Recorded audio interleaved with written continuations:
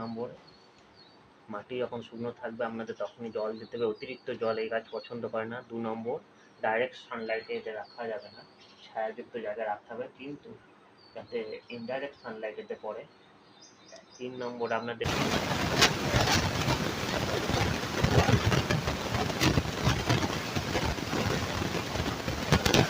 আপনারা অবশ্যই গাছে দেন এবং গাছকে ভালো গাছকে সতেজ রাখতে হলে অবশ্যই সবুজ রাখতে হলে এই যে পেঁয়াজ ভাজানোর জল একদিন রাতে ভিজিয়ে রাখবেন, পরের দিন অবশ্যই গাছের গোড়ায় দিয়ে দেবেন।